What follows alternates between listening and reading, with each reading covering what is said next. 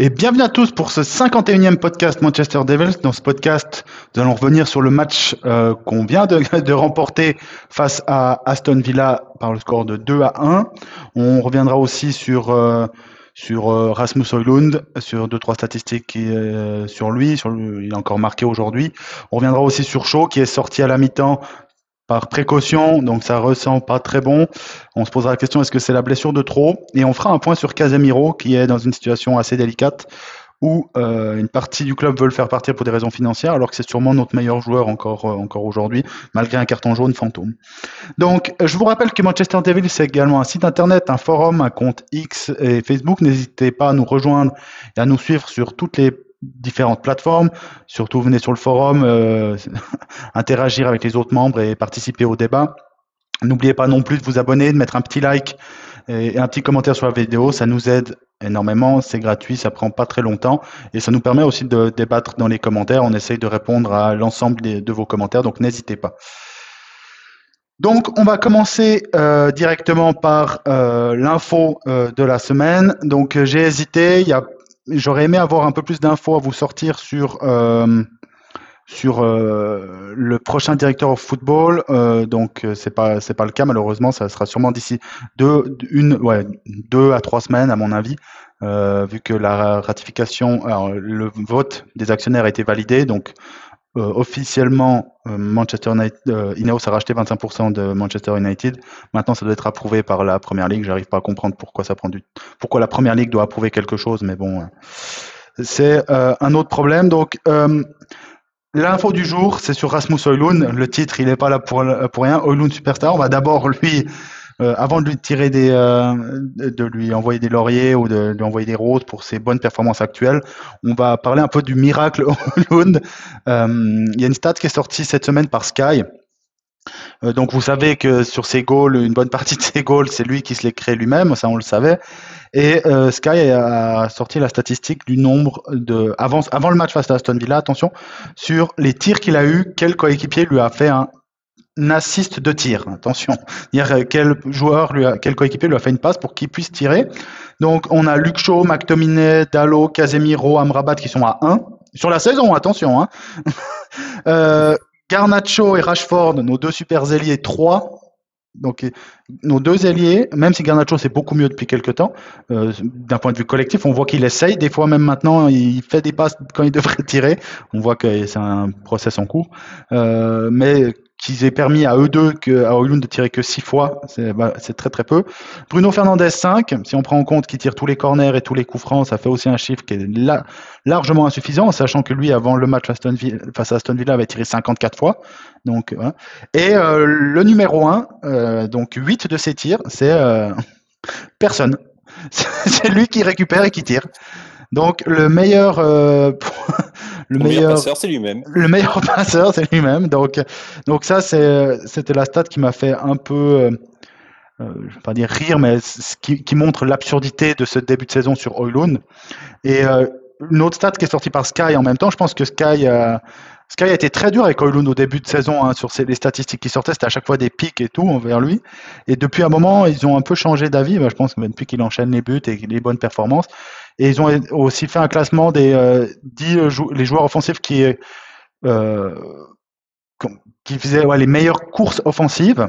Avec des analyses, c'est pas eux qui se sont dit lui c'est 1, lui c'est 2, avec des coups. Et il est dans le top 10, donc j'ai pas la position exacte là dans la news que j'ai. Donc c'est pas un problème de course, on le voit de toute façon à chaque match, ceux qui regardent les matchs, ça saute aux yeux. Mais donc Højlund qui fait avec des miettes de pain et qui marque encore aujourd'hui, c'est déjà son 5e goal en Première Ligue. En Première Ligue, oui. Il en a 5 en Champions League et une en Coupe.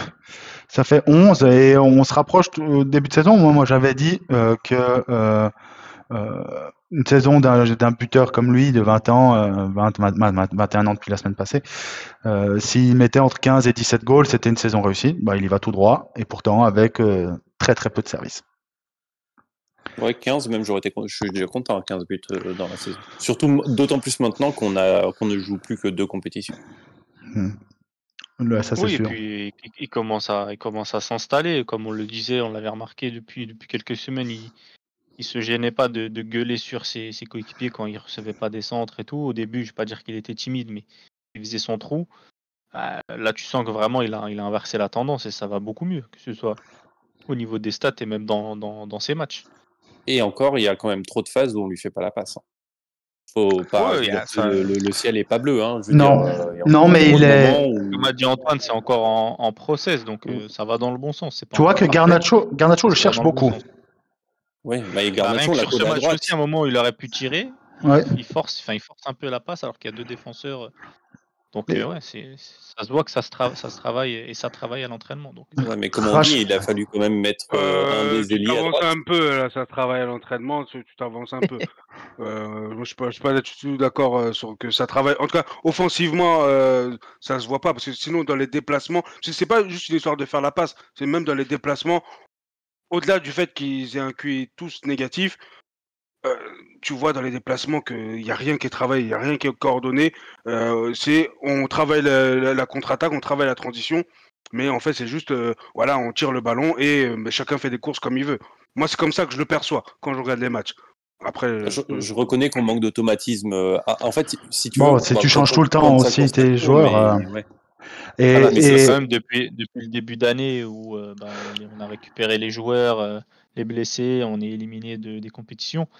Il y a quand même un peu de mieux, Adam. Si on enlève le match, c'est pas bien. C'est simplement que ça reflète pas le travail de l'entraînement, selon moi. Je pense pas que si vraiment l'entraînement, moi je suis inquiet. Sincèrement, je suis inquiet. Si c'est ça le travail de l'entraînement, c'est inquiet. Je suis inquiet. Les deux ailiers, c'est quand même pour reprendre l'expression qu'on aime bien dire ici, c'est quand même des gros fils uniques. Donc, de chaque côté du terrain, Bruno, t'as mis Garnacho à droite, t'avais Anthony avant, c'était pas meilleur aussi, t'as Rashford à gauche. Ça reste des mecs qui veulent rentrer pied fort et tirer. Tu regardes encore Rashford aujourd'hui. Heureusement aussi que Luke Shaw était revenu, on en reparlera après, sûrement pas très longtemps. Lui, il crée ce dédoublement sur le côté, ce qu'on voit aussi trop peu avec Dalot, même s'il nous amène le deuxième goal aujourd'hui, on en reviendra après. En fait, ça apporte aussi des centres, ça apporte beaucoup plus. Et je pense quand même que on a quand même marqué, hormis le match contre Newport, parce que je compte pas les 4 goals contre Newport, parce que bon, déjà, on devait en mettre 15, et que c'est un match face à une 3e division. En 2024, sur les 4 matchs qu'on a joués, on a marqué 11 goals quand même.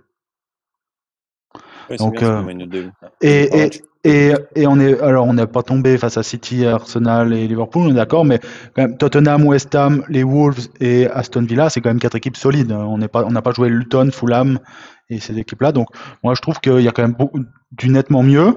Est-ce que c'est suffisant pour espérer même dans les matchs, dans le contenu, il y a du mieux, mis à part aujourd'hui où le but même plus desservi qu'autre chose. Même aujourd'hui, je pense qu'on peut faire la transition aussi là-dessus.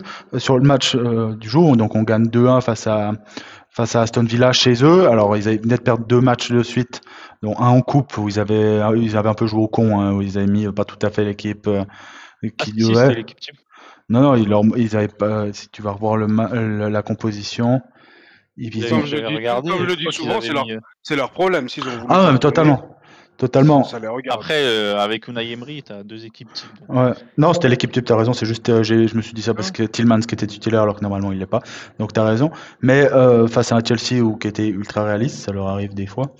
Mais quand même, aller battre Aston Villa chez eux, c'est tout sauf quelque chose de facile à faire. Hein. En championnat, en fait, je crois que c'est depuis que Emery est arrivé qu'ils n'avaient pas perdu. Puis là, ils ont perdu 3 matchs de suite. Et moi, ce qui m'a plu dans le sens, c'est que moi, comme j'ai dit déjà 100 fois, je ne crois pas à un Manchester United qui domine le milieu de terrain, et c'est là où tu gères le match, hein, avec Bruno Fernandes sur le terrain, parce qu'il est partout, il est nulle part, et tu regardes une bonne partie du problème aujourd'hui où on a été perforé dans l'axe. Donc, si tu regardes vite fait, tu peux dire c'est Mainoo et Casemiro, mais en fait, si tu analyses plus en détail, c'est Bruno Fernandes qui faisait un pressing à la Bruno, donc il court, ça on peut pas lui enlever, lui il court, mais bon, il court pas où il fallait, ça ouvrait l'axe, donc Camara montait, donc Mainoo, Casemiro devraient sortir, en même temps, les 2 ailiers, ils se sont fait traîner dessus tout le match, et donc Mainoo, souvent sur le côté de Garnacho, venait pour couvrir, et il suffisait de mettre une balle dans l'axe et c'était réglé, et bref, donc je ne crois pas qu'on dominera... C'est arrivé, je crois, 3-4 ouais, de suite. C'est pas trop le sujet là, mais Garnacho en défense, pour l'instant, c'est un peu léger. Hein. Oh, bah, c'est Bah, très il est léger. là, il fait les efforts, mais il est là pour être là, quoi. Il fait semblant, C'est on va ça. dire. Et où je suis un peu content, c'est quand même sur l'aspect offensif, on n'a pas eu beaucoup de tirs de débiles, je dirais, comme on a souvent, t'es à 30 mètres où t'as aucune chance. Alors il y a Casemiro qu'on a tenté un, il n'était pas si loin. Donc on a vraiment eu quand même des occasions face à un bon Aston Villa. Et dans un match où on domine, on a quand même 17 tirs. Et 5 tirs cadrés, alors c'est trop peu parce qu'on aurait dû marquer plus. Alors j'ai pas encore les expected goals, j'irai le voir après quand je vous laisserai un peu Marquer plus, c'était dur parce que je trouve qu'Aston Villa a pas fait un mauvais match et je trouve qu'ils ont eu un Non, sens du mais placement qui était bien meilleur que le nôtre d'ailleurs. oui, non, mais ça change pas que les voilà. occasions. Ça change. J'ai pas trouvé nos occasions très très nettes. Hein. Bah, quand même, avant le goal, on doit en mettre. Le but il vient sur corner, mais à part ça, je me rappelle pas de On vraies a occasions. on a 2,45 d'expected goal hein, sur ce match. Et Aston Villa, ils ont 2,65. Donc, Ouais, donc parce que vraiment, au final, toi, Moi, je suis pas surpris. au final, toi, les expected goals qu'on a, il y a Højlund, il est à 1,06. Bon, bah, il a marqué. C'est normal, son tir, il est à 1. Hein, il était 1 mètre. Rashford, il est à 0,46 sur ses 3 tirs. McTominay, il est à 0,40 donc sur son goal. Parce qu'il fait qu'un tir. Ouais, Garnacho, il tire 6 fois, c'est trop quand même. C'est plutôt pas mal pour McTominay et Rashford, c'est plutôt pas mal. Non, Rashford pas. 0,46 et tu marques pas. C'est bien pour McTominay et pour Højlund, oui. Parce que les deux, ils sont à Ouais, c'est vrai qu'il 1,40. marque pas. Effectivement, ouais, c'est vrai qu'il marque pas. Ouais. Mais bah, bref, au fait, où je voulais en venir là-dessus, c'est qu'on a eu des matchs face à des toutes petites équipes, de première ligue, on s'entend, hein, où on dominait et on galérait à avoir 10-12 shoots. Et là, on a eu quand même des occasions face à Aston Villa. Donc, après, ils nous ont aussi laissé. Ils jouent très haut, donc on a eu des contres. Mais moi, j'ai trouvé que c'était un match. Il y a eu les 20. Ouais, il y a eu en fait entre la 30e minute, parce qu'après le goal, on est bon encore pendant 15 minutes, entre la 30e et l'égalisation. Oui, juste avant, on a encore des occasions après le goal. Dès le but, on a reculé. Il y avait une stat que j'ai regardé sur Sky Sport justement. Après le but, on était à 0 partout. On était à 20% de possession. On avait 0 touche dans la surface adverse, 0. On était vraiment mal en point dès le but. Hein. Autant les 20 premières minutes, on était en place, on faisait circuler le ballon, tout ça. Ça premièrement, oui, on a laissé. mental. On a laissé la balle à Aston Villa. Mais Aston Villa, si on regarde donc depuis notre but, donc ils ont une occasion après, et après ils ont pas une, après ils ont 0,15 d'expected goal entre la 24e minute et la 45e, donc ils ont rien non plus, hein.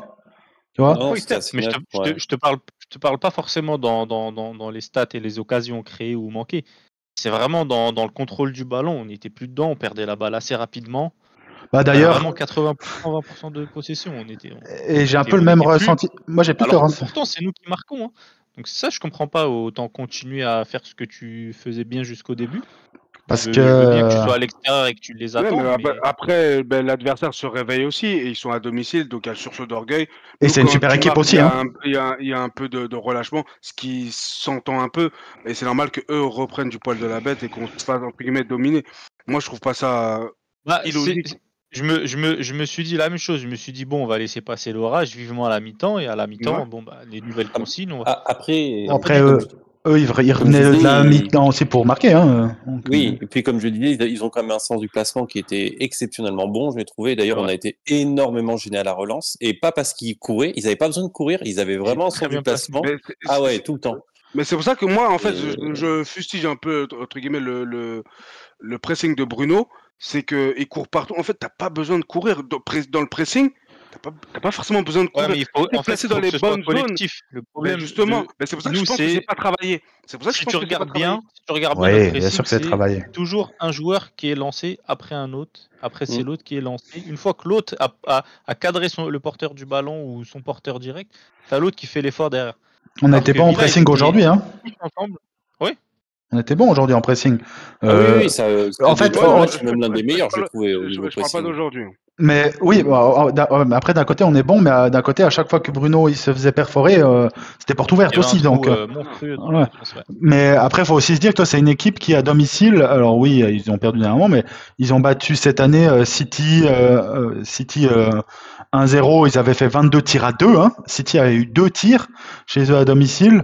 Ils avaient aussi battu de tête Arsenal 1-0 juste après, où le match était équilibré, alors qu'Arsenal est une des équipes qui joue le mieux au foot. Donc moi je trouve que c'est assez vraiment avec l'équipe qu'on a, en fait, on n'a pas pu dominer aussi maîtriser le jeu. Ben, vous savez mon point sur Bruno, je vais pas le relancer, mais aussi parce que tu as des gars comme alors Maguire, il fait un assist et au final dans le combat, il est toujours bon Maguire dans son rôle. Si tu lui demandes de mettre des ballons en l'air, j'ai pas compris pourquoi. Mais par contre, dès que tu dois faire 3 passes, il peut pas jouer, il peut pas jouer le foot de relance, même avec Onana qui commence vraiment à me casser les couilles sur son jeu de relance parce que c'est au moins le seul truc où je le défendais tout le temps. Là, il commence à se rater. Mais bref, il y a des passes de Maguire. Tu te dis, mais attends, c'est un délire.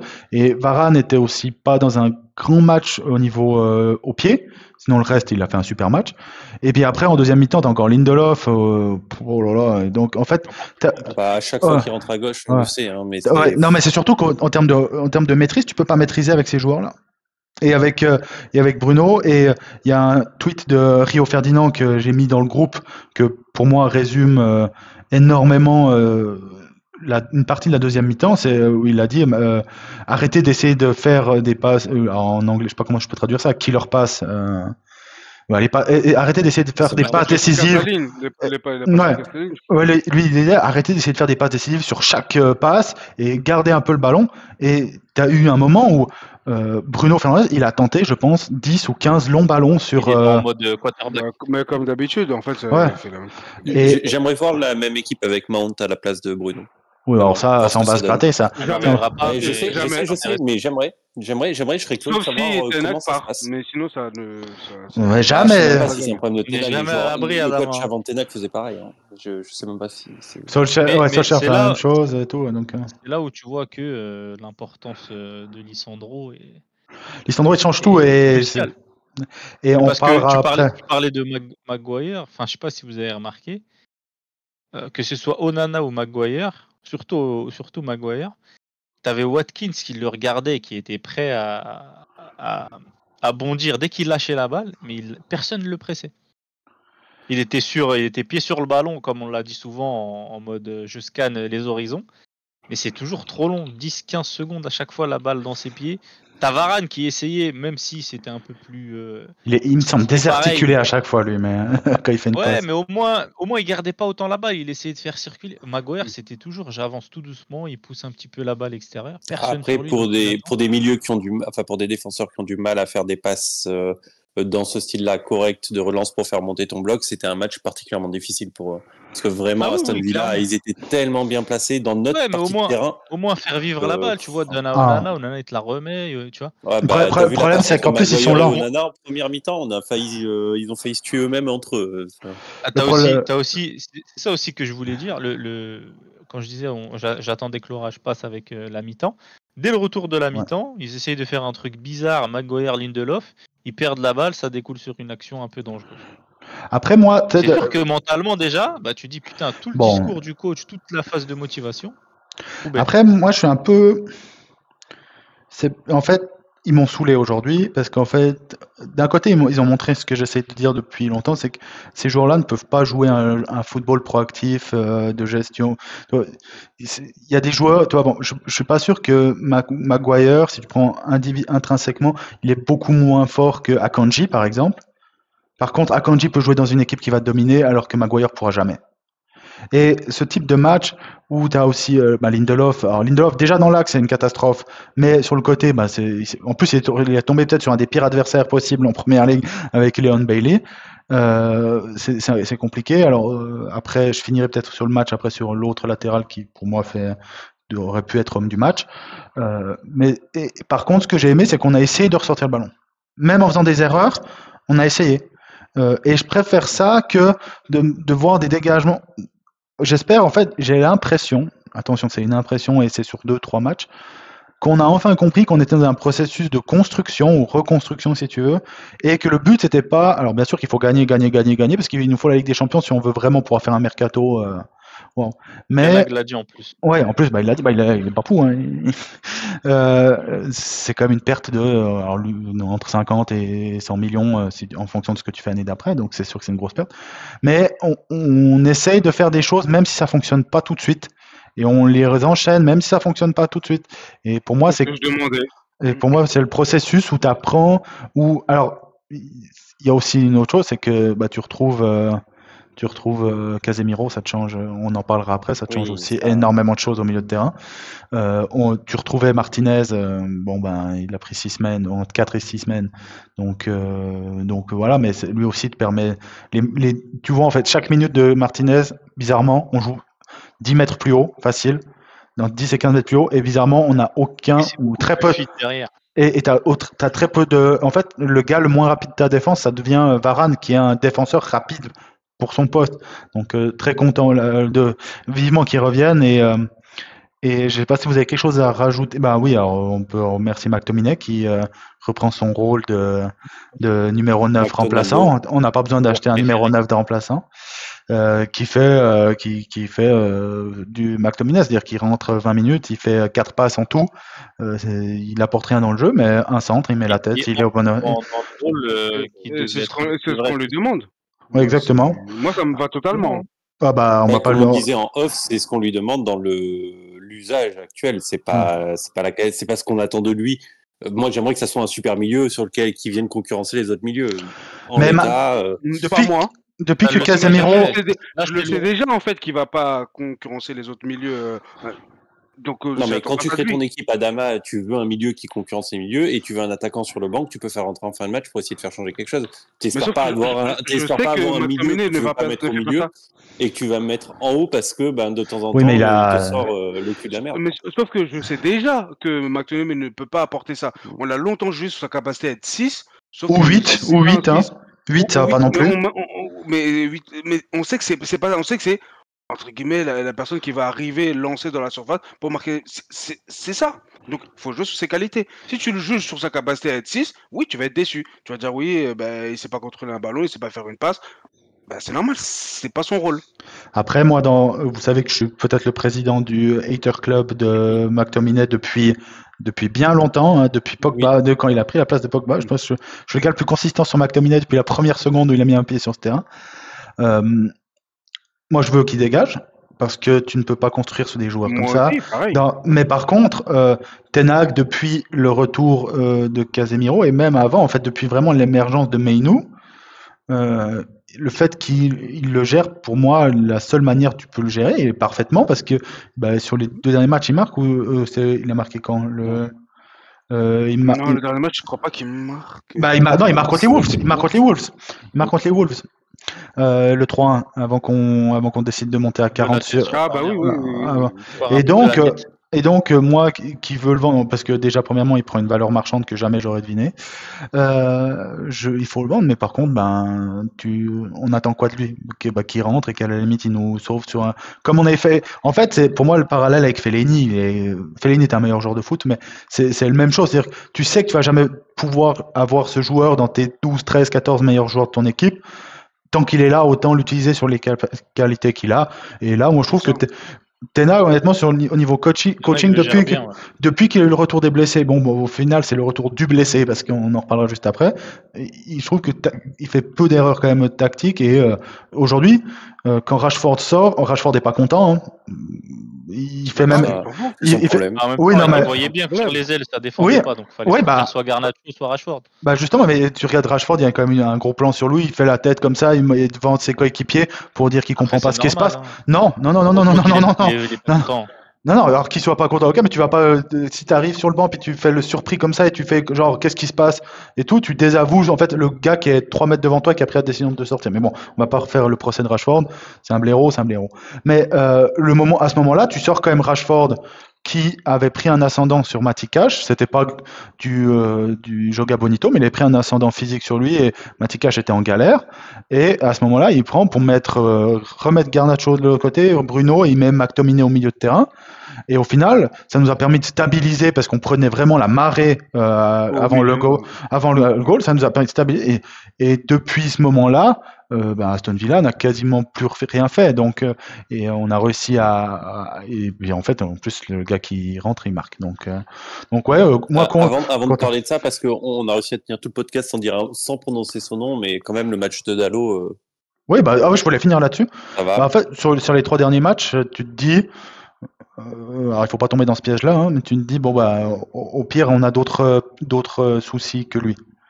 Tu te dis ça, et le Dalot qu'on a. Il va être constant, comme tu as dit, sur les 3 matchs. Si on a le Dalot qu'on a depuis 3 matchs, on peut faire l'année prochaine avec lui. Mais on sait que Dalot, c'est un peu, il a le syndrome Manchester United, quoi. Le seul truc de constant chez nous, c'est l'inconsistance. Donc après, je le redis, Dalot, il est pas aidé parce que la défense de Garnacho, les gars. Alors que déjà, Dalot est pas le meilleur défenseur. Ouais, il s'est battu quand même. Je trouve quand même qu'il s'est battu. Qu'il s'est nettement amélioré. Défensivement, il s'est amélioré. En première mi-temps, il a appris de Wan-Bissaka, mais en tout cas, il s'est amélioré dans la contre. Mais même Garnacho. Moi, je parlais de Garnacho. Je parlais de la défense de Garnacho. Je parlais de Dalot, pour moi. Garnacho, on l'a vu quand même tacler 3 ou 4 fois dans les 16. Quand même, alors il s'est fait avoir. En fait, il est volontaire. Il est devenu volontaire. C'est ça. Et puis il a 19 ans, Garnacho. En fait, si tu compares les deux ailiers, Garnacho défend plus que Rashford, sauf que Shaw a beaucoup plus d'expérience que Dalot. Ah oui, si tu regardes les courses, il n'y a pas photo. Hein. J'aurais pu aussi faire la news sur le nombre de sprints par match, et tu vois qu'il y en a la moitié moins pour Rashford par rapport à Garnacho, alors que c'est deux ailiers du même profil, on dirait, et qu'on demande plus ou moins la même chose. Mais, et qu'il y en a un qui est sur son bon côté. Ouais, mais je pense que le bon côté de Garnacho, moi je pense que c'est le côté droite en fait. Moi je le préfère largement sur le côté droite. Oui, collectivement, mais là la réponse elle est individuelle. Individuellement, il préfère être à gauche. Collectivement, on préfère tout ce qui soit à droite, ça c'est aucun doute. Parce qu'à droite, il est autant dangereux sur sa capacité à. Un pied fort, un pied faible. Exactement, et il centre. Il a une palette un peu plus large à droite. Mais comme on disait, c'est quand même grave de te sentir obligé de mettre un joueur sur son mauvais pied pour qu'il décide à faire des passes. Parce que on parle depuis tout à l'heure du déclic, ça marche mieux collectivement depuis 3-4 matchs et tout. Et ça fait aussi 3-4 matchs que un des mecs qui joue le plus individuel, on l'a collé à droite en l'obligeant à être moins individuel en fait. Le problème c'est que dans la dynamique. Oui et non. D'un côté aussi, oui c'est une raison. Anthony, de toute façon, je pense que sa carrière à Manchester United elle est morte. Je dis pas qu'il va pas. Si Garnacho continue à performer, ouais, là il est. Et on est sur un joueur offensif pour cet été, quoi qu'il arrive, dans les rumeurs fiables. Et puis on est à un match semaine, donc. Ouais, on a un match semaine. Et puis il y a Mount il rentrera sur le côté droite bien avant Anthony, vous verrez. Il y a aussi un autre truc que j'ai voulu. Ah oui, d'un point de vue logique, vous savez mon amour pour Rashford, mais cette année, si tu veux faire ton trio offensif le plus fort, c'est Rashford à sa bonne position, ailier gauche, sa seule position, ailier gauche, Rasmus et Garnacho à droite. Donc, on a depuis début janvier. Et ça fonctionne. Ouais. Mais après faute de mieux, ils sont quand même, je sais plus quoi, ils sont tous à plus de 5 goals ou assists en première ligue sur les 3-4 derniers matchs. D'accord, mais alors, je vous pose une question simple, sans argumenter. Si vous voulez améliorer votre trio offensif, vous changez lequel des 3? Garnacho. Je pense que là, tu peux pas le. Garnacho? Moi je change Rashford. Ma tête me dit Garnacho. Mon cœur est en train d'hurler. Rashford. Garnacho met autant de buts que Rashford et est plus collectif. Donc on va attendre. En fait, mais tu changes celui de gauche. Pour vous, c'est transcendant ce qui fait Garnacho, pas pour moi. C'est pas transcendant, c'est mieux. C'est meilleur que Rashford. C'est moins mauvais. En fait, Rashford il a 1, Garnacho il sera 1,5 ou 2. 1,5. Bah oui, mais si tu veux en améliorer, tu commences par le moins bon. Tu commences par le moins bon des 3. Et puis les gars, on va aller chercher un joueur offensif cet été, et si on prend d'un profil que j'aime pas, j'aime le joueur, mais bon, il est encore plus blessé que le gars qu'on va parler après, Michael Olise par exemple, s'il vient. Ils sont pas aussi obligés de jouer tous les matchs, hein. Tu regardes à City, si Alvarez va mettre son cul sur le banc, Rashford peut le faire aussi à United. Hein. Si Grealish il joue quasiment pas. Antoine. Oui, mais c'est justement ce qui doit changer. Oui, mais c'est ce qui doit changer. Justement, ça doit changer ça. On pense et comme ça. Même Højlund, moi, alors je suis, il est en train de me faire hésiter à acheter un maillot Manchester United pour la première fois depuis De Gea, donc et De Gea 2014-15. Donc, même Højlund, même pour lui, il faut qu'il souffle. Là, il va pas. Moi, on avait dit qu'on ne devait pas baser toute notre saison avec Højlund en pointe. On a dit que ça devait tourner dès le début. Moi, j'ai pas changé d'avis, même s'il met des buts. Là, je pense pas, vu qu'on est passé un match semaine. Je pense qu'il va les enchaîner. Après, s'il sort à la 70e, ça me va aussi. Même, c'est des joueurs pro, un match par semaine. Mais... un match semaine, il a 21 ans, ça va. C'est pas Casemiro ou Eriksen qui... Oui, exactement. Donc, et en parlant de joueurs qui ne peuvent pas enchaîner des matchs, je pense qu'on va passer au sujet d'après. Donc, Luke Shaw, qui est de nouveau sorti à la mi-temps. Par précaution, on sait que c'est pas bon, surtout avec lui. Et moi, ma question, c'est est-ce que c'est la blessure de trop, en sachant que quand il joue, c'est un bon latéral. Moi, des fois, il m'exaspère avec son rythme de sénateur, mais ça reste quand même. Alors, en fait, c'est un vrai faux lent. C'est-à-dire que il est faux lent en défense, c'est-à-dire que quand il est en défense, tu crois que tu vas le passer de vitesse, bonne chance. Par contre, où c'est un vrai lent, c'est que mais il prend, même à la relance, il prend 15 ans. Quand il y avait Maguire et lui et Shaw, des fois, tu as envie de t'exploser le crâne. Encore quand on avait McTominay et Fred, où McTominay jouait à cache-cache et Fred était de l'autre côté. Bref, cette époque est révolue. Donc, heureusement, mais Luke Shaw, donc, je suis allé prendre quelques chiffres, parce que on arrive sur des dingueries en termes de blessures.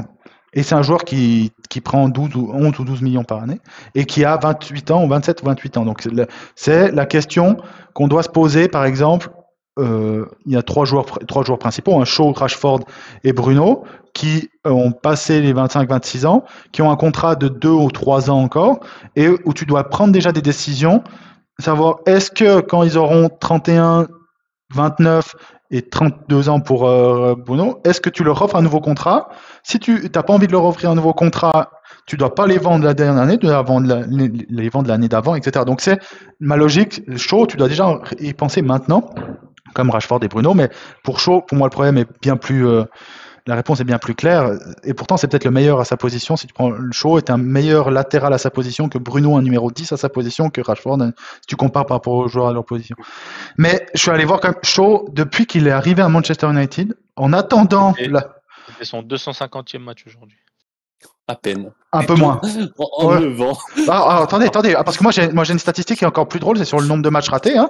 Parce que, donc, en attendant de savoir s'il se blesse ou pas, à aujourd'hui, alors je suis gentil, je compte pas ce match comme raté, même s'il sort à la mi-temps. Il a déjà eu 23 blessures différentes dans sa carrière. 23 blessures qui ont nécessité au moins un match sur le out, impossible à sélectionner. En tout, dans sa carrière, je vais juste aller vérifier juste son âge, parce que quand je dis les chiffres... Il a 28. Je suis pas tombé sur le bon Luke Shaw. Luke Shaw, il a 28 ans. Non, Shaw, ça doit dégager. Il va avoir 29 ans au mois de juillet, le 12 juillet. Oui. Et donc, il a 28 ans, donc il a environ 10 ans de carrière, parce qu'il a été titulaire dès qu'il a 18 ans. Oh, mais c'est hallucinant. J'ai même mal au cœur de vous dire. Donc, il se blesse en moyenne 2 fois par année. Il a manqué déjà 214 matchs. Pour blessure. 50%. 214 matchs. Alors, il y en a une où il prend 60, c'est sur son tibia péroné. Ça, c'est sûr. C'est le tacle. Il prend un an. Oui, et après, je me suis dit encore. Tout part de là. Non. De là, en plus. Justement, c'est ce que je me disais, moi. Mais ça, c'était sa 2e saison à United. Et la saison d'avant, si on prend en fait avant ça, donc il a été transféré. J'aurais dû un poil mieux préparer ça, je m'excuse.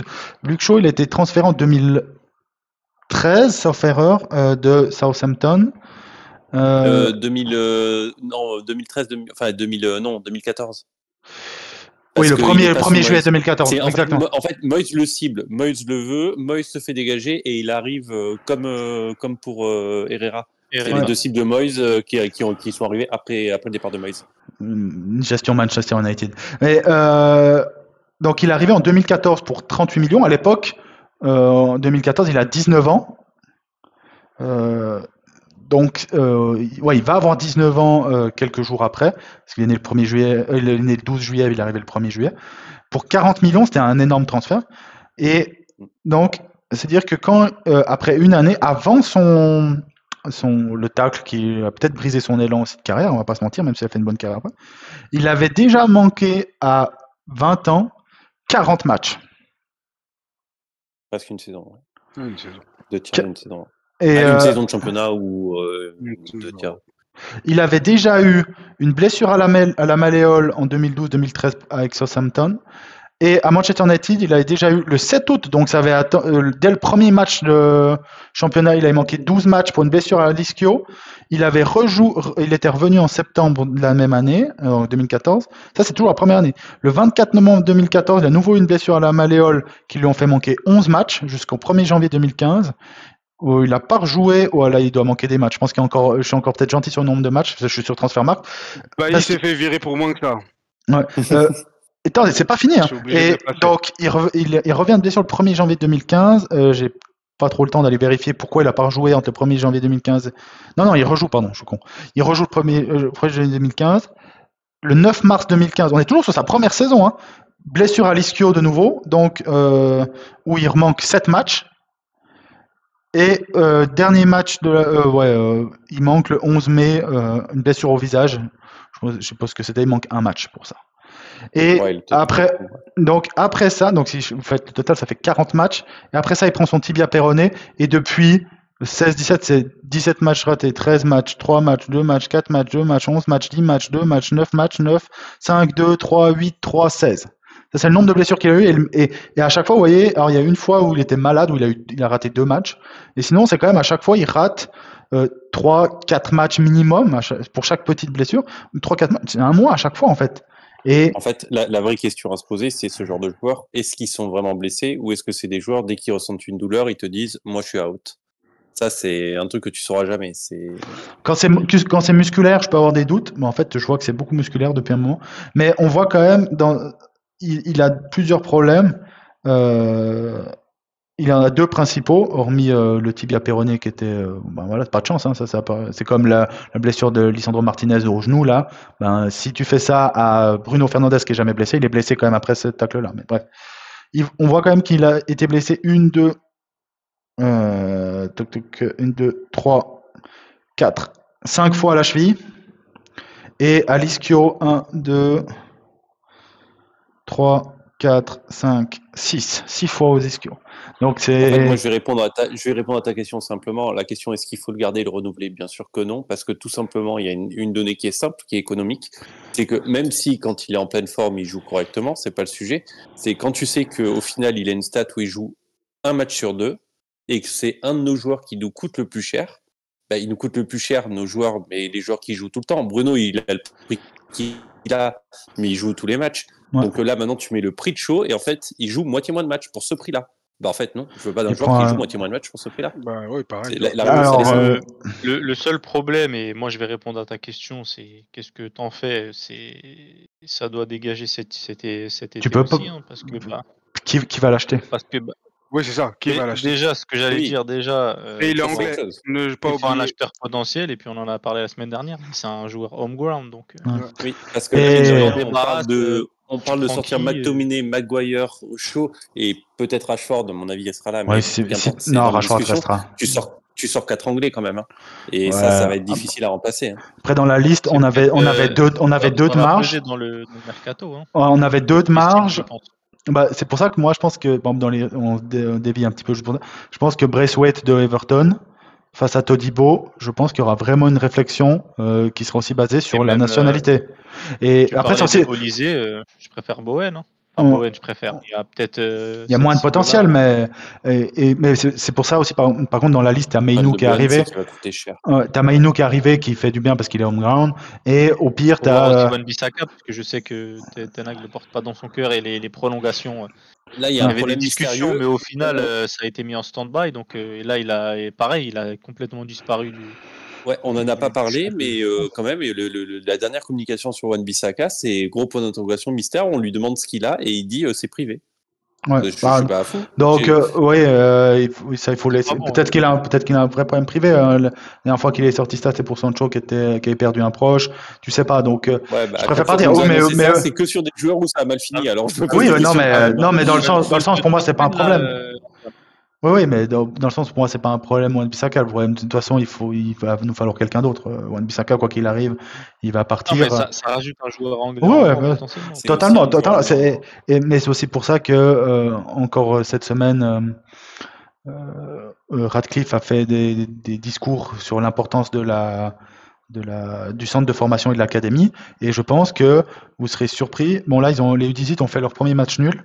Parce qu'en fait, ils ont commencé la rocade. C'est-à-dire que les top talents des U18, maintenant, en fait, ils font ça chaque année. Vous pouvez suivre un compte. Je vous mettrai peut-être en description un gars qui explique ça très bien et qui suit l'académie de Manchester United. Le match où il dit que, en fait, dès le mois de janvier-février, les top talents des U16, ils vont en U18, ceux des U18, ils vont en U21, les top talents des U21. Ouais, le seul souci, c'est que nous, là, en fait, j'ai regardé le match face à Derby County où on fait 2-2. Alors, il y a un gars qui est incroyable, qui a 15 ans, mais bref. Quand j'ai regardé la feuille de match, j'ai dit, attends, ils sont bourrés, il y a personne. donc, bref, non, mais juste pour revenir à Luke Shaw, peut-être on va pouvoir terminer, mais moi, je pense qu'on va le garder. Il a un contrat jusqu'en 2027. Donc, dans 3 ans, il aura 31 ans. Ouais. Parce qu'on l'a. 31 ans avec autant de blessures et son salaire, ça pour moi, de toute façon, ouais, c'est ça. C'est que pour moi, il faut pas le prolonger. Et je remettrai toujours en question la gestion de meurtre. Un arrière gauche encore. Ouais. Après, je mettrai toujours en. Non, ça surtout, pour le moment, c'est surtout l'axe du milieu défense, dans l'axe vraiment qu'on veut J'en parlais hier, il y a une piste intéressante, c'est le Hincapié de ouais. qui peut jouer aux deux postes. Peut-être qu'on va partir là-dessus, mais je pense qu'il faut cibler un mec comme ça, un profil polyvalent, surtout il nous faut un gaucher, parce que tu vois bien. Il nous aurait fallu un Timber, toi, qui tu peux faire jouer un peu partout, bon, qui s'est fait croiser, qui est Arsenal maintenant, mais juste Shaw, on aura de la peine à le vendre, il touche 9 millions par année. Je suis pas sûr qu'il y ait beaucoup de latéraux qui touchent 9 millions par année. Et donc, il va rester. Non, mais jurisprudence, il fait une Maguire, il fait une McTominay, il veut pas partir parce que le club est moins bon et qu'il prend moins. Ce sera sûrement le cas. T'acceptes d'avoir un statut moins important. À voir. De toute façon, pour moi. En fait, t'as pas le choix, en fait. Non. On un titulaire, t'es sur le banc et tu la fermes, c'est tout. On le mettra jamais sur le banc. Il faudra l'accepter. C'est pour ça que je suis très content d'avoir vu. Sur le banc. Si on recrute mieux, en quoi il pourrait pas aller sur le banc? Ça dépend. Et c'est pour ça que je suis très content de. Non, mais là, ça allait claquer, les gars. Déjà, l'année passée, il était pas bon, mais en plus, en plus, il est décédé. Donc. Je t'ai dit, c'est pas où il est. C'est qu'on cache son décès, parce que même dans les photos d'entraînement, tu vois pas. Je pense que quand ils étaient en préparation aux États-Unis, il a dû faire un escape game et qu'il a pris le truc trop au sérieux et qu'il veut pas je sais pas où il est. Il est décédé ou peut-être aplégique. Je veux juste entendre Adama sur Shaw. T'aimerais en faire quoi, toi? Ah, mais ça part. Moi, je suis pour le ménage complet. Donc, lui aussi, il en fait partie. Donc, t'es le Sarkozy d'United, quoi. Non, mais Antoine, il a exposé tous les arguments. Faut le vendre. Mais moi, le point où j'ai un doute, c'est déjà notre volonté. Est-ce que déjà notre volonté de le vendre et est-ce qu'on va y arriver? Qui sera acheteur? Moi, je pense parce que le problème, il n'aura pas le top 1, enfin, il n'aura pas ce sera un Aston Villa à West Ham, ce sera un deuxième chapeau. Les deux arrières gauches qu'ils ont, je préfère garder ceux qu'ils ont déjà. Hein. Après, le souci, c'est que Shaw, quand il joue, vraiment, il est pas, il est bon. Il est pas mauvais, il est bon. Il est bon. Je ne peux pas dire que c'est un mauvais joueur, mais il n'ira pas dans un top club. Il n'ira pas City, il n'ira pas J'ai peur qu'on se posera. On peut être à l'étranger. Ça commence à puer, mais j'ai pas envie qu'on se pose la même question sur Lisandro. Hein. Alors c'est différent parce que lui c'est 2 blessures où mais le problème c'est comme Jérémy l'a dit tout à l'heure, des fois tu sais il y a la première blessure, ça fait effet boule de neige. Oui, alors j'espère vraiment pas parce que c'est une possibilité. Mais non. Owen qui a joué chez nous, donc Owen qui est quand même un grand attaquant. C'est pas le sujet. A déclaré il y a pas longtemps, parce que bon là vous le savez, la mode c'est les podcasts des anciens joueurs, là ils parlent beaucoup maintenant de tout cela, et il a déclaré que passé sa blessure il a toujours eu peur de rejouer, qu'il a joué quasiment à contre-cœur, qu'il jouait sans envie et que vraiment il jouait avec la peur au ventre. Il disait j'avais tout le temps peur tout le temps. Et c'est pour ça qu'il a changé sa manière de jouer. C'est pas parce qu'il n'y arrivait pas, c'est parce qu'il avait peur. Et il l'a dit lui-même, c'est ses mots à lui. Il a Bon, dit après, c'est pas le même comportement des deux. Et le truc, c'est que les deux blessures moi, tant que c'est pas musculaire et que c'est pas les croisés, ou le talon d'Achille qui est encore pire, mais j'ai pas trop de crainte parce que les 2 fois il a pas eu de chance. Donc, mais par contre, tu te dis il faut monitorer ça. Modifier son jeu, tu vois, il aura peut-être peur d'aller plus au contact. Lui, non. Si lui il a peur de ses croisés, hein. Les gars, les croisés, tu reviens pas à part R9 qui est un surhomme. Mais tu reviens pas des croisés, il a fait deux fois les croisés. Mais Ibrahimovic, à l'âge qu'il a, il est au même niveau.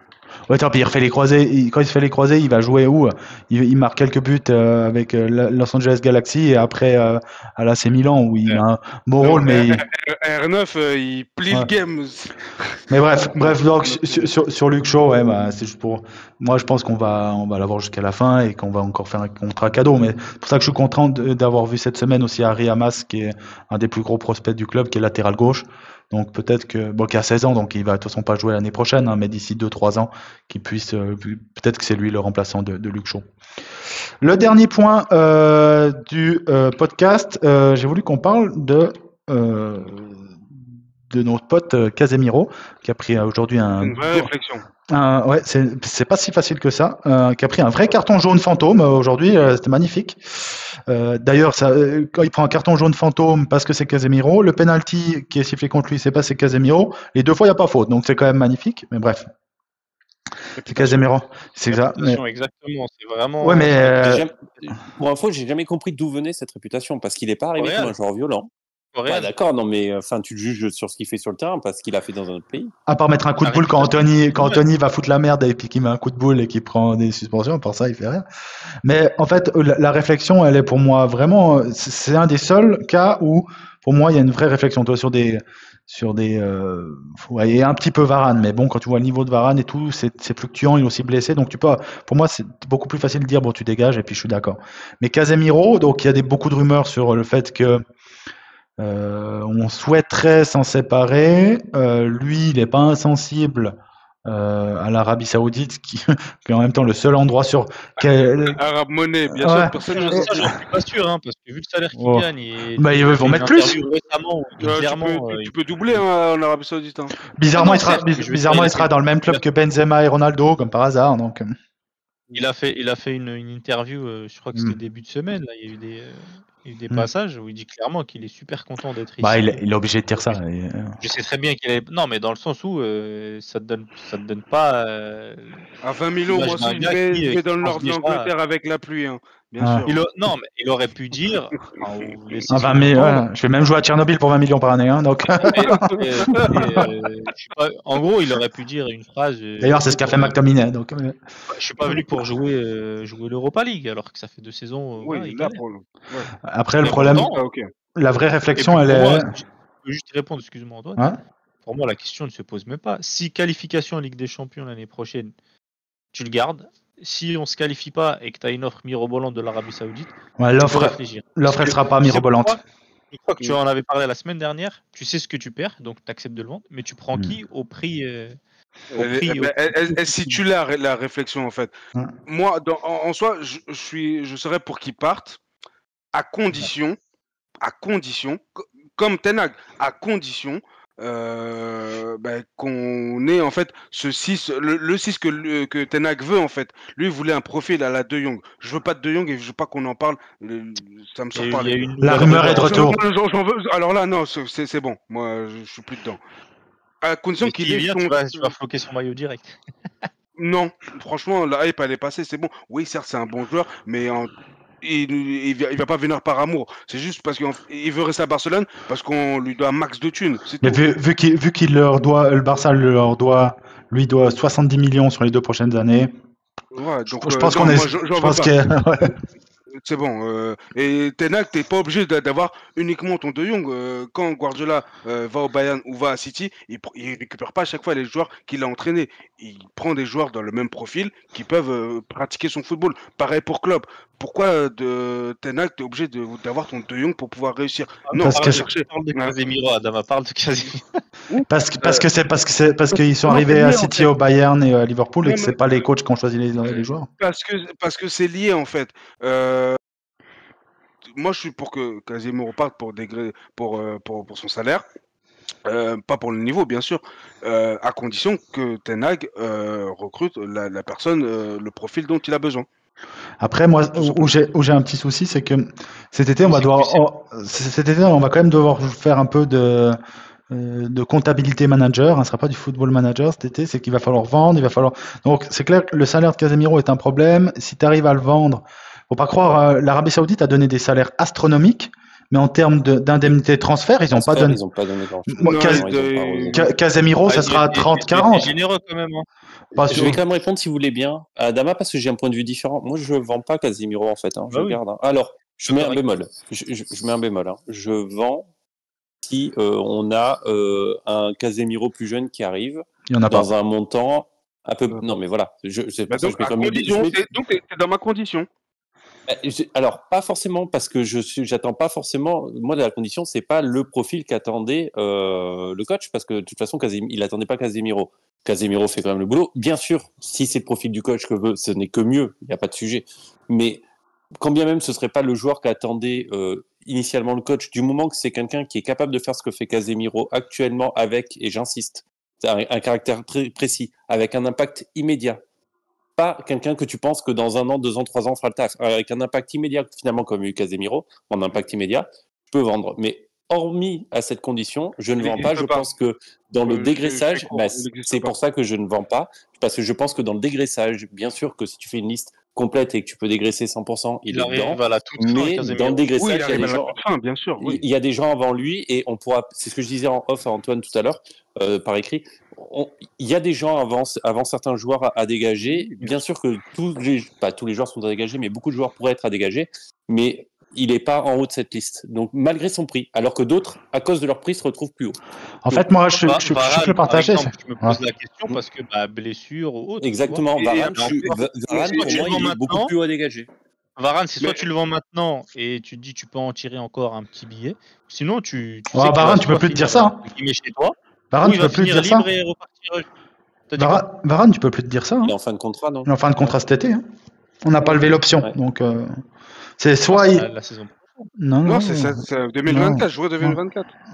Donc. Putain. Et en fait, c'est pour ça qu'on cherche un défenseur. En fait, moi, ils vont lui proposer à façon d'Echea, baisse ton salaire si tu veux rester. Oui, après, moi, si tu le signes à 8, 9, je dis, gars, reste. Mais. Impossible. Ouais, il est pas fou. Après, lui court. Si vous avez vu aussi Varane, le reportage sur lui, c'est quoi, sur Amazon Prime ou sur Netflix, comme ça on fait plus pour aucun point des deux. Il a l'air très terre à terre et tout. Moi, je pense qu'il préfère, et en plus, lui, il vient de Lens et cette région, je pense qu'il préférerait rester pour moins cher à Manchester United ou en Angleterre, plutôt que lui, pour moi, c'est pas du tout un candidat à partir pour l'Arabie Saoudite. Après, je peux me tromper. Pour Casemiro, en fait, où j'hésite réellement, c'est que pour moi, ça reste notre meilleur joueur, encore aujourd'hui. Avec son salaire, il l'a pas volé. Oui, non, on est débile. Oui, non, mais en fait, le problème, et ça, pour moi, oui, en fait, c'est un problème de Manchester United, c'est un problème de pas mal de fans. En fait, quand tu payes le salaire, tu le payes pas forcément pour il a été sympa, il a gagné 5 Ligues des Champions au Real Madrid, on s'en bat les couilles, ça. Et tu dois le payer pour ce qu'il fait aujourd'hui. Aujourd'hui, il est trop payé parce que il est trop payé, comme tous les joueurs de Manchester United quasiment. Tous nos joueurs. Ouais, totalement. Et en fait, moi, d'un côté, j'aimerais bien le vendre parce que au niveau fair play financier, tu perds ton plus gros salaire, tu récupères. Si je suis généreux, je te dis 30-40 millions. D'un côté, je me dis ça. De l'autre côté, je me dis, attends, si tu veux le remplacer, tu dois aller chercher un 6 titulaire demain. Donc, moi, je mettrais l'argent. En fait, c'est ça. En fait, moi, je me dirais, moi, j'irais sur Joao Neves, par exemple, ou Redondo. Il est gratuit, donc on n'est pas assez intelligent pour faire ça. Mais oui, il joue aussi ça. Il joue devant un défense vraiment. En termes de gabarit, d'agressivité. Oui, mais ça changera. T'es pas obligé de jouer avec le même team, il n'y a pas de Casemiro partout, toi. Donc, oui, c'est ça. Ça me dérange pas du tout et João Neves il est très bon défensivement, il est beaucoup plus fort balle au pied que Casemiro. Alors bien sûr, tu veux pas demander à La question de Jérémy est intéressante. Mais je finis juste. Est-ce qu'il aura un impact immédiat? Oui, c'est sûr. Moi, je suis convaincu en tout cas. Ce genre de joueur-là, oui, c'est une classe. Il domine en Ligue des Champions, il domine partout où il joue. Donc pour moi, je vois pas de raison pourquoi il dominerait pas. Mais le problème, pour moi, il est financier toujours, parce que on doit faire de la comptabilité. Donc je veux João Neves cet été, quoi qu'il arrive, même si Casemiro reste. Par contre, si je vends Casemiro pour des raisons financières, ok, on perd le plus gros salaire du club. Okay. Le deuxième, suivant les chiffres, premier ou deuxième avec Rashford. Tu joues assez chaud aussi pour vendre, pour laisser partir Varane, pour des raisons financières, pour rajeunir aussi l'effectif, parce qu'on a aussi besoin de rajeunir l'effectif. En plus, c'est deux joueurs quand même qui sont bien avancés. Casemiro peut jouer peut-être encore 1-2 années au top niveau. Varane, je pense qu'on arrive au bout. Mais tu dis, ok, on a fait un nettoyage qui est nécessaire au niveau comptabilité manager, mais c'est-à-dire qu'il y a aussi Sancho que tu veux te séparer. Donc moi, ça va dans cette vague-là. Est-ce que tu le fais tous en un été, c'est compliqué. Mais pour moi, le problème, il reste que le gars qui est tout en haut, il sera toujours là. Oui, mais après, lui, on pourra s'en occuper l'année prochaine, par exemple. Oui, mais est-ce que demain... Si cette année, on arrive à faire partir Varane, Casemiro et Sancho, et que l'année d'après, Rashford ne performe pas, ben, en fait, ça partira. En fait, ce que j'ai plus peur. Attends, je te laisse juste après. Je finis juste après. Je te laisse. Le seul truc où j'ai peur, c'est que on fasse ça pour des raisons financières. Ça, c'est sûr. De toute façon, si tu veux vendre Casemiro, c'est que financier. Uniquement, pas uniquement. Ouais, quand même. C'est quand même ton meilleur joueur. Non, je veux pas qu'on le fasse uniquement pour ça. Ah oui, non mais quand je dis tu, quand je dis toi, c'est pas toi. Quand je dis tu, c'est les fans, le Manchester United, le club. C'est exactement un personnel. Donc on veut faire partie que financièrement et c'est notre meilleur joueur et c'est la clé. Là, il est revenu. On est de nouveau intéressant. Alors ok, c'est pas le feu, ok, on n'est pas le Barça 2011, on n'est pas même le Manchester United, ok, mais on gagne des matchs, on est beaucoup plus solide. Stabilise le milieu. J'ai un profil. Il devait aller au Bayern, Palhinha. Palhinha, c'est un super joueur. Pour moi, c'est beaucoup trop. Pour moi, c'est beaucoup trop tard, toi. Parce que premièrement, tu vas le payer une blindasse de nouveau. Ouais, c'est ça. En fait, Palhinha, il fallait le prendre. Il devait partir pour combien? 35? Non, c'était 50 ou 60 déjà. Il avait une clause. Et là, il a 28 ans, hein, Palhinha. Donc toi, on se plaignait tous d'avoir acheté Casemiro. Alors que Casemiro, c'est un Ligue des Champions et tout, on a financé quand même le nouveau milieu de terrain du Real Madrid. On est quand même généreux, ça c'est sûr. Il avait 29 ans quand on le signe, hein, donc il a 28 ans. Pour moi, c'est si tu vends Casemiro, une bonne partie de ton budget doit être sur le remplacement de Casemiro, et ça doit être un gars où ça doit être un gars plus jeune, mais pas trop jeune quand même, parce que même si c'est un gars qui est début prime, donc 24-26 ans. Ouais, un poil plus jeune, 24 ans, un Declan Rice de l'année passée. Au niveau de l'âge. Était super. Après, Palhinha, ça peut être sur 2 saisons. Donc là, au moins, tu l'achètes maintenant, mais tu penses déjà à l'avenir. Ce qui est pas bon quand tu dois mettre 60 millions, toi. Ouais, pas 60, non, 60, non. Palhinha, ça a l'air d'être le genre de joueur qui continue facile jusqu'à 33-34. Hein. Dans son jeu. Casemiro, il a l'air un peu plus lourd. C'est vrai qu'à 32, ça va commencer à traîner la charrette. Palhinha, il est un peu plus fit, un peu plus svelte quand même. Il me fait mal, Antoine, parce que tu redis Rice, et Rice, je le voulais depuis toujours l'année dernière. Je voulais même à la place de Mount. Il a mis une frappe là encore. Depuis longtemps. Le pire, c'est que si on avait eu Rice, et pourquoi pas Mount, admettons en même temps, hein, si on avait pu. Aujourd'hui, on parlerait pas de remplacer Casemiro. On serait tous OK pour le vendre. En fait, dans un temps normal, dans un monde normal, on n'aurait pas. On aurait eu Rice, on aurait eu Bellingham, on aurait eu Kane. Dans un monde normal. Dans un monde normal, pas abuse pas. En fait, la réalité, c'est maintenant. Non, dans un monde normal, si on était structuré, Bellingham était proche de venir chez nous. Il a visité les infrastructures. Il a visité. Bellingham aurait pu venir chez nous. Il a vu la patate arriver, il s'est cassé. Et Kane, on aurait pu l'avoir aussi. Si on était bien structuré, Kane, il part pas au Bayern. Moi, j'en veux pas à Manchester United de pas avoir signé Rice cet été. C'est quand Ole le voulait. C'est quand Ole le voulait que c'était 70-80 millions. On s'est dit. En fait, c'est ça le problème de Manchester United. Et après, c'est que en fait. On a investi sur les mauvaises personnes, ou des fois on a claqué la thune comme ça sans réfléchir. Puis il y a des joueurs safe qui sont devenus des stars où tu te dis je sais pas, je vais attendre qu'ils percent encore un peu plus. Puis au moment où ils percent, t'es pas d'accord de payer le prix parce que maintenant il a percé. Ça c'est Manchester United. Je vais te faire un parallèle assez simple et assez bête, mais tu bégayes à mettre 100 millions sur Rice, mais tu les mets sur Anthony et au final pour quel résultat? Alors qu'un mois et demi. Tout à l'heure toi-même, sa carrière est finie chez nous. Je pense que ça sent pas bon. Un petit échange à Arsenal là, Rice Anthony, c'est gérable ou pas? Ouais, bien sûr. Ouais, alors là, ils sont pas bêtes les petits frères. Pour en revenir rapidement à Casemiro, je pense que pour ma part, il faut pas le vendre. C'est ce que j'allais dire justement avant que je te coupe, Antoine. J'ai un avis assez différent du vôtre sur la gestion des salaires. Moi, je trouve que c'est pas les plus gros salaires de ton club, c'est pas eux le problème. Sauf si ils sont 10 ou 15 à être à 20 millions. Là, peut-être la question ne se posera plus. Non, il faut le vendre. C'est-à-dire que tu as Rashford, Casemiro, Sancho, Varane.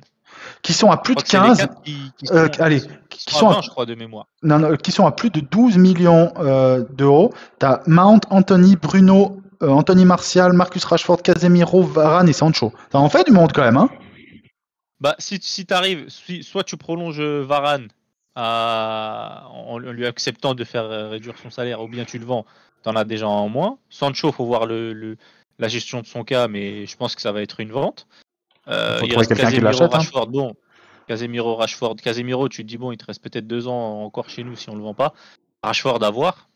Mais ça me dérange. C'est surtout comme on en parlait l'autre fois, les Maguire à 10-12, Eriksen à 10-12, Anthony qui vient alors qu'il touchait 3 cacahuètes à Amsterdam, tu le multiplies par 8 son salaire. Pour moi, c'est eux, c'est ces mecs-là le problème de la masse salariale. C'est une conséquence de ceux qui touchent. Je suis assez d'accord avec Adama. Un Meinou qui touche là 10 ou 15 000 euros. Il va toucher 2 là. Il va toucher 2 avec la revalorisation. Touche 2. C'est bien. Mais s'il performe, il va se dire, les milieux de terrain, là, Mante, il touche 12. Moi, je suis meilleur que lui, je suis titulaire. Il va grimper. En fait, l'exemple. Et donc, non, je sais bien, mais les plus hauts salaires. Casemiro comparé à Rashford, Casemiro, il a 5 Ligues des Champions, il vient de totalement. Madrid. Et même si tu juges ce qu'il fait chez toi, c'est très fort. Oui. Varane, après, c'est beaucoup trop payé en fait. Mason Mount qui vient de Chelsea, tu lui donnes 12 millions, pour moi c'est trop. Après, Sancho, qui a fait 2 saisons en Bundesliga de folie, on est d'accord, hein, mais son background c'est quoi? Mis à part la Bundesliga, il était international. Ligue des Champions. Oui, mais je veux dire, ça vaut vraiment 20 millions annuels? Non, mais regarde, c'est exactement l'exemple qu'Adama a donné avant. Comment ça s'est passé? C'est que le gars, il est arrivé, il était censé devenir la nouvelle star des nouveaux titulaires en attaque, et il a vu Anthony Martial, Marcus Rashford à 15. L'agent, et lui son agent, il est quand même pas payé pour rien. Parfois, il dit, attendez, vous m'achetez 80 millions pour être devant eux, donc moi, je payais plus qu'eux. Et c'est comme ça qu'on a craqué, quand on a fait l'escalade. Et c'est pour ça qu'Anthony, tu te dis, moi, je trouve même que l'agent d'Anthony, il a pas bien négocié. Avec les pigeons qu'on a chez nous, je trouve que tu achètes 100 millions, tu dis bon bah tu me mets à 15. Et par 8, tu payes déjà 100 millions, Ah oui, moi, je trouve que justement c'est bien négocié. Bah moi je trouve pas parce que le gars tu achètes 100 millions, tu te dis bah attends.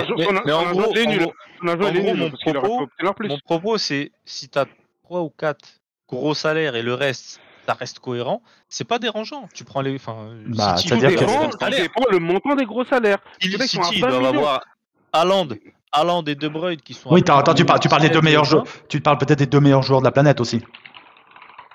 Tu prends du Bernardo Silva, il doit pas toucher 3 millions. Après, Antoine, tu dis ça, mais au poste de Casemiro, il y a peut-être un peu de monde devant lui, mais il n'y a pas 15 personnes devant lui non plus. Hein. Il est aux alentours du top 5. Si tu prends Bernardo Silva, il est à 9, tu vois. Eh ben, ça, pour moi, c'est cohérent. Tes meilleurs joueurs. Non, ouais, mais il veut partir. Il veut partir parce que son contrat a été signé il y a 4 ans. Tu regardes. Et au final, il est toujours là. Bah, tu regardes, Haaland, il est arrivé. Alors que nous, on signe Eriksen gratos, on lui donne plus que Bernardo Silva. Ouais. Oui, mais alors, Eriksen, c'est juste le mauvais calcul, parce qu'Eriksen, déjà, il avait un background, et surtout, c'est un joueur gratuit. Ouais, Quand il était. tu signes un joueur gratuit, il prend toujours plus son salaire. Ouais, mais la prime à la signature, elle est aussi là pour ça. Déjà, la prime à la signature. Pour moi, c'est ça. Oui, mais vous savez comment ça marche du moment. Les gars, les primes à la signature, tu les as quand même quand t'es pas gratuit, hein. Vous ne croyez pas? Oui, mais elles sont plus élevées quand t'arrives libre. Oui, mais vous savez tous qu'un joueur gratuit, tu le payes plus sur le salaire, ça fait partie des trucs, c'est négocié. On n'aurait jamais dû le signer. Un joueur gratuit, c'est difficile à comparer. On n'aurait jamais dû signer un joueur de Brentford que personne voulait à part Brentford. En fait, on aurait dû le signer, mais on aurait dû le signer en 1+1. Pas plus. Tu prends une année et tu te dis. Bah lui, jamais il aurait signé ça. On s'écarte, les gars. Bon. Mais pour finir, pour finir. Pour moi et Jérémy, cet été, c'est invendable. Pour finir, juste pour. Les sont bizarres, les directeurs sportifs de Luton et de Brighton. Antoine et moi, on est plutôt raisonnables. Si tu prends juste. Qui aurait cru que ce duo allait voir un jour le jeu. Si tu prends par exemple l'exemple Haaland quand il signe, quand ils ont l'année d'après ils doivent revaloriser Kevin De Bruyne, Kevin De Bruyne il était à 16 et est passé à 24. Tu vois. Quand ils ont signé Jack Grealish, ils ont dû le mettre plus que Foden qui venait de signer, donc ils ont dû le mettre à 18. Et en fait, c'est l'escalade. Alors City, c'est moins grave parce que on parle et puis c'est le meilleur. Et puis ils ont une équipe incroyable. Mais toi, ils ont aussi des dingueries. Hein. Ils ont Cancelo qui touche 14 millions, tu vois, c'est une dinguerie. Mais eux, ils arrivent. Ils gagnent tout en fait. C'est juste ça. Nous, nos joueurs sont nuls. Nous, on est la plus grosse ou la deuxième maintenant avec City vu qu'il y a Haaland. Ouais. La deuxième plus grosse au monde. On gagne quoi? On a gagné une Carabao.